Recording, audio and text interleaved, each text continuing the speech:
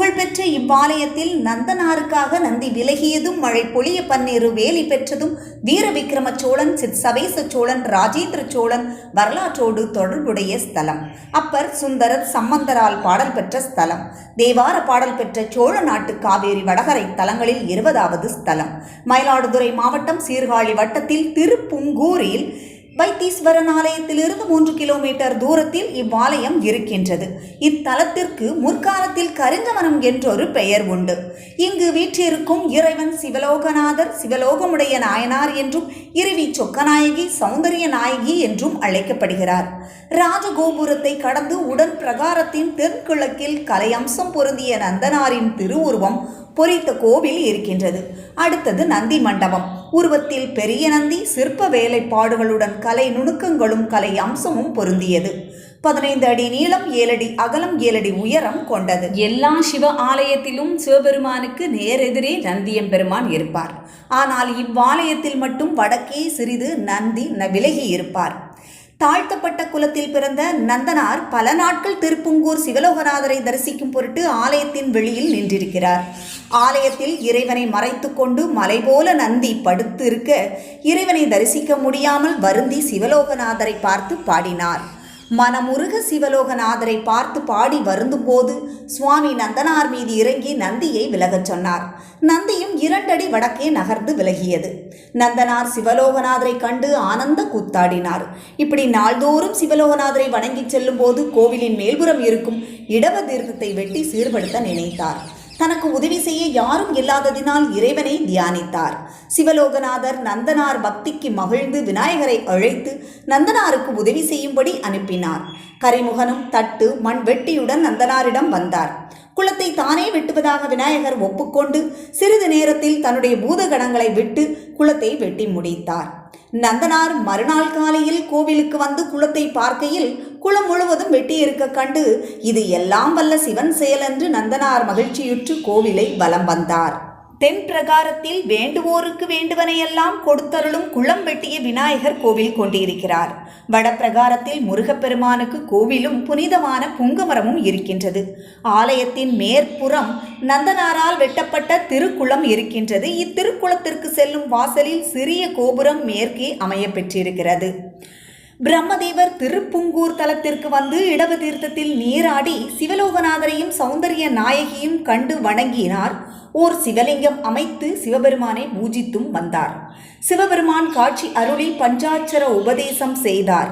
அந்த பஞ்சாட்சர வடிவில் 5 லிங்கங்களாய் இத்தலத்தில் இருக்கின்றார்.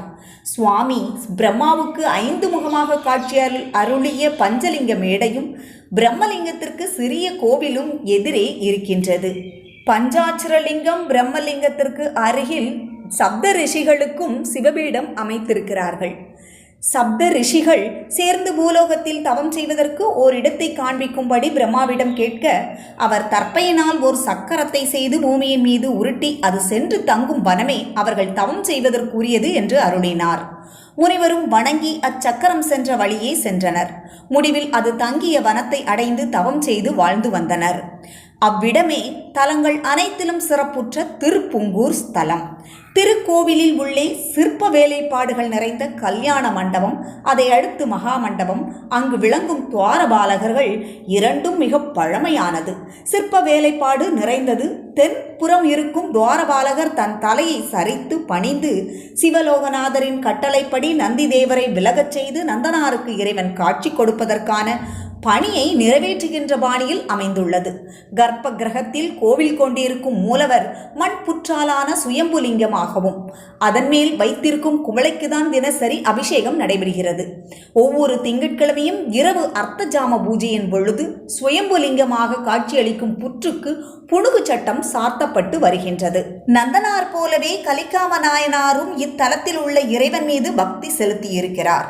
திருப்புங்கூர் தலத்திற்கு அருகில் பெருமங்கலம் எனும் ஊரில் வேளாளர் குலத்திலே ஏயர்கோடு குடியிலே கலிக்காம நாயனார் அவதரித்து வாழ்ந்து வந்தார். அவர் சிவபக்தியில் சிறந்து சிவலோகநாதரை தினமும் தரிசித்து ஆலய திருப்பணிகள் பலவும் செய்து வந்தார். சுந்தரர் மீது ஏற்பட்ட கோபத்தில் தன் உயிரையே மாய்த்து மீண்டும் சிவபெருமானுடைய அருளால் உயிர் பெற்று சிவலோகநாதர் திருவடியில் கலந்தார். இவ்வாலயத்தின் பெருமை சோழ நாட்டோடு தொடர்புடையது. சோழ நாட்டில் சில காலம் மழை பொழியாதிருக்க பஞ்சம் மிகுந்தது. சோழ மண்டலத்தில் உள்ள மக்கள் அனைவரும் அரசாண்ட ராஜேந்திர சோழனிடம் சென்று முறையிட மன்னன் கலங்கி ஏது செய்வதென்று தெரியாமல் சோழ தேசத்தில் உள்ள சிவ ஆலயங்களில் எல்லாம் பூஜைகள் சிறப்பாக செய்வித்தான். அச்சமயம் ஈசன் எம்பெருமான் அரசனுடைய கனவில் தோன்றி திருப்புங்கூர் எனும் தலத்தில் உள்ள சிவலோகநாதரை நீ பூஜித்தால் மழை உண்டாகும் என்று அருள ராஜேந்திர சோழன் மகிழ்ந்து தம் பரிவாரங்கள் புடை சூழ திருப்புங்கூர் வந்து சேர்ந்து சிவலோகநாதரையும் சௌந்தரிய நாயகியும் வணங்கி பூஜித்து பிரார்த்திக்கும் பொழுது சுந்தரமூர்த்தி சுவாமிகள் திருக்கூட்டத்துடனே அவ்விடத்திற்கு வந்தார். சோழராஜன் அவரை வணங்கி நாட்டில் மழை இல்லாததால் பஞ்சம் உருவானது, பஞ்சம் தீர மழை பெய்விக்கும்படி வேண்டிக் கொண்டார். சுவாமிகள் அவ்வாறு மழை பெய்வித்தால் சிவலோகநாதருக்கு 12 வேலி நிலம் அழிக்கும்படி கட்டளையிட்டார். ராஜேந்திர சோழனும் சம்மதித்தார். சுந்தரர் சிவலோகநாதரை புகழ்ந்து பாடினார். ஈசன் அருளால் சப்த மேகங்களும் சேர்ந்து மழை பொழிந்து எங்கும் வெள்ளப்பெருக்கெடுத்தது. அரசன் மகிழ்ந்து இனி மழை நிற்காவிடில் சேதம் மிகுமென கண்டு மழையை நிறுத்துமாறு சுந்தரமூர்த்தி சுவாமிகளை வேண்ட 12 வேலி அளித்தால் நிறுத்துவோம் என்று சொல்ல அரசனும் உடனே 12 வேலியை தந்தார். மழையும் நின்றது, நாடும் செழித்தது. அத்தனை மகிமையுடையது இந்த திருப்புங்கூர் ஸ்தலம். இது மட்டுமா?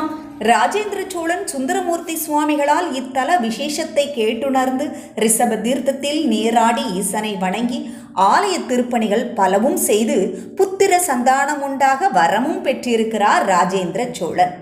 சோழ நாட்டுடைய இன்னும் சிறப்புடைய சோழ மன்னர்களை பற்றி பார்க்கலாம்.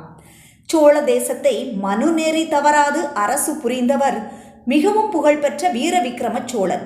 வெகுநாள் வரையிலும் மகப்பேறில்லாமல் வருந்தி அநேக யாகங்கள் இயற்றியும் விரதங்கள் அனுஷ்டித்தும் ஆலய பூஜைகள் புரிந்தும் பலன் காணாத நிலையில் திருப்புங்கூர் மகிமையை கேள்வியுற்று தமது துணவியாருடன் வந்து இடபதீர்த்தத்தில் நீராடி சிவலோகநாதரையும் சௌந்தரிய நாயகியும் தரிசித்து மகப்பேறு வேண்ட சிவனுடைய அருளால் புத்திரனை பெற்றார். அவருக்கு சிற்சபை நடேசன் பெயரிட்டு வளர்த்து வந்தார். சிற்சப நடேசர் தக்க வயது வந்தவுடன் முடிசூட்டி வைத்து வீர விக்ரம சோழர் காலமானார். சிற்சபேச நடேச சோழன் செங்கோல் செலுத்தி வரும் நாளில் தனது தந்தைக்கு சந்தான வரமளித்த சிவலோகநாதரின் மகிமையை கேள்வியுற்று திருப்புங்கூர் தலம் வந்து சிவலோகநாதரையும் சௌந்தரிய நாயகியையும் தரிசித்தார். அப்பொழுது அவ்வாலயத்தில் பணி செய்து வந்த சௌந்தரம் எனும் தாசியின் அழகை கண்டு மயங்கி அவளை தொடர்ந்து தன் காதலை தெரிவித்து ஏராளமான பொன் பொருள் அளித்து அவளுடனே இருந்து வாழ ஆரம்பித்தார். ஒவ்வொரு நிமிடமும் அவளை பிரியாமல் அவளுடனேயே இருந்தார். இப்படி இருக்கும் நாளில் அரசன் திருவாரூர் தியாகராஜனை தரிசிக்க எண்ணினார். ஆனால் சௌந்தரியத்தை பிரிய மனமில்லாமல் அவளை கூடவே அழைத்தார். அவள் ஒரு நாளாயினும் சிவலோகநாதரை தரிசிக்காமல் இருக்க மாட்டேன், மற்ற தலத்தில் அள்ளி கொடுப்பதிலும் இத்தலத்தில் கிள்ளி கொடுப்பதிலும் மேலென்றே எண்ணுவேன் என்று வர மறுத்துவிட்டாள்.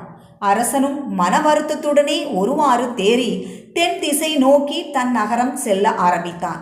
அரசன் தனக்கு கொடுத்த ஆபரணங்களை காணாமல் கலங்கி அரசனை பின்தொடர்ந்து சென்றாள். தன் ஆபரணங்களை கொடுக்குமாறு கேட்டாள் சௌந்தரியம். அரசன் காரணமறியாது தனக்கு அதை பற்றி ஒன்றும் தெரியாதென்று கூறியும் தாசி விடாது அவனை சிவலோகநாதர் சன்னதியில் இருக்கும் தீர்த்தம் முழுவதும் நீராடி அவர் சன்னதியில் சத்தியம் செய்து தர வேண்டும் என்று சொல்ல மன்னனும் சம்மதித்து திருப்புங்கூருக்கு மீண்டும் வந்தார்.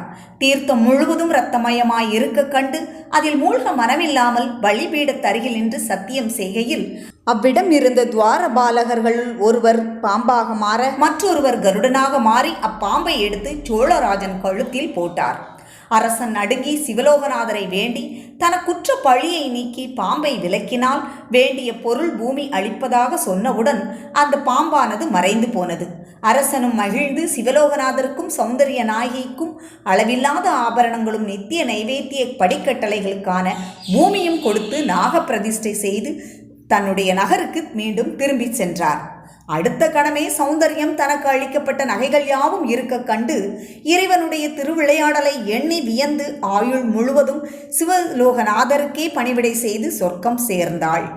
இவர்களுடன் சேர்த்து நந்தனார், கலிக்காம நாயனார் போன்று விரண்மீண்ட நாயனாரும் இந்திரன், சந்திரன், சூரியன், அக்னி, அகத்தியர், பதஞ்சலி முனிவர், வியாக்கிரபாத முனிவர், சப்த கன்னியர் ஆகியோர் இத்தல இறைவனை பூஜித்தனர். பண்டைய தமிழ் மன்னர்கள் காலத்திலேயே கட்டப்பட்டதாக கருதப்படும் இத்திருக்கோவில் கலை வளர்க்கும் நகரத்தார் சமூகத்தைச் சேர்ந்த கானாடு காத்தான் திரு து. கரு. சிதம்பரம் செட்டியாரால் 10 லட்சம் ரூபாய் செலவில் கருங்கல் திருப்பணி செய்யப்பட்டு கீழக ஆண்டு ஆணி திங்கள் 8ஆம் நாள் 21/7/1908ஆம் ஆண்டு மகா கும்பாபிஷேகம் செய்யப்பட்டது. இந்த திருப்பணியை முன்னிட்டு மேற்படி செட்டியார் பரம்பரையில் ஒருவர் எப்பொழுதும் தர்மகர்த்தாவாக நியமிக்கப்பட்டு வருகின்றனர். பின்பு கர ஆண்டு சித்திரை திங்கள் 28ஆம் நாள் 11/5/1951 கோவில் மேல்தளம் பழுது பார்க்கப்பட்டு அஷ்டபந்தன மகா கும்பாபிஷேகம் செய்து வைக்கப்பட்டது. தேரடியிலே நின்று தரிசித்து நந்தனாருக்கு தேரடியிலே ஓர் ஆலயம் விளம்பி ஆண்டு ஆவணி திங்கள் 28ஆம் நாள் 13/10/1959 மகா கும்பாபிஷேகம் நடைபெற்றது. அடுத்த கும்பாபிஷேகம் 1974இல் நடைபெற்றது. பண்டைய கால கல்வெட்டுகளில் பல இங்கு இருந்ததாகவும் கோவிலை புதுப்பிக்கும் போது மிகுதியானது மறைந்து விட்டதாகவும் கூறப்படுகிறது. முதல் பிரகாரத்தின் கிழக்கு பக்க சுவற்றிலிருந்து 5 கல்வெட்டுகளின் குறிப்பை தென்னிந்திய தொல்பொருள் ஆராய்ச்சி துறையினர் பதிவு செய்திருக்கின்றனர். இந்த கல்வெட்டுகளில் இருந்து பல்லவ மன்னர்களான சகல புவன சக்கரவர்த்தி, கோப்பெருஞ்சிங்கதேவர் முதலியோர் இக்கோவிலோடு தொடர்பு கொண்டிருந்தனர். பண்ட குணசனி வள்ள நாட்டின் ஒரு பகுதியாக கிளியூர் நாட்டில் உள்ள குறிச்சி என்ற கிராமத்தில் உள்ள ஒரு கிராமவாசியார் இங்குள்ள சுவாமிக்கு திருமஞ்சனத்துக்கும் பூமாலைக்கும் நிலங்கள் நன்கொடையாக கொடுத்ததாகவும் இறைவன் சிவலோகமுடைய நாயனார் என்று அழைக்கப்பட்டதாகவும் தெரிய வருகிறது. சோழ சாம்ராஜ்யத்தின் ராஜராஜன் முதலிய மன்னர்களின் காலங்களில் அதிக நிலங்கள் நன்கொடையாக சுவாமிக்கு கொடுக்கப்பட்டதாகவும் 2வது தனி கோவில் இருந்ததாகவும் இதை விக்கிரமச்சோழன் கட்டியதாகவும் கல்வெட்டுகளிலிருந்து தெரிய வருகிறது. இத்தலத்தில் உள்ள மகா மண்டபத்தில் இருக்கும் ஆனந்த நடனம் புரியும் ஸ்ரீ நடராஜ பெருமான் கலைநுட்பம் நிறைந்தவர்.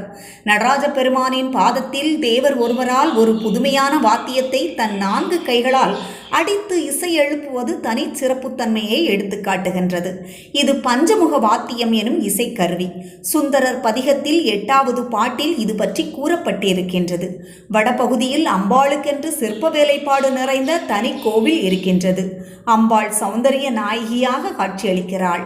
இக்கோவிலில் இருக்கும் பெரிய அளவிலான சோமஸ்கந்தர் அம்பாளுடன் காட்சியளிப்பது மிகவும் சிறப்புடையது.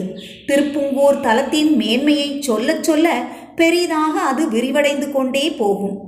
தொலைந்து போன கல்வெட்டுகள் கிடைத்திருந்தால் இன்னும் பல வரலாறுகள் இவ்வாலயத்தை பற்றி தெரிந்து கொள்ளலாம். திருப்புங்கூர் எனும் இத்தலம் திலகம் போன்றது. மூர்த்தி, தலம், தீர்த்தம் எனும் 3 விசேஷங்களும் ஒருங்கே அமையப்பெற்ற இத்தலத்தின் சரித்திரத்தை ஒருமுறை கேட்பவர் இகபர சுகங்களையெல்லாம் அடைவார்களாம். இங்குள்ள தீர்த்தங்களிலெல்லாம் நீராடி சிவலோகநாதரையும் சௌந்தரிய நாயகியும் தரிசித்து ஓர் இரவு இத்தலத்தில் தங்குவோர் இகபர சுகம் பெற்று திடகாத்திரம் உடையவர்களாகவும் சகல சம்பத்துகளுடன் வாழ்வார்கள் என்று இத்தல குறிப்பில் சொல்லப்பட்டிருக்கின்றது. நன்றி. சிவாய நம.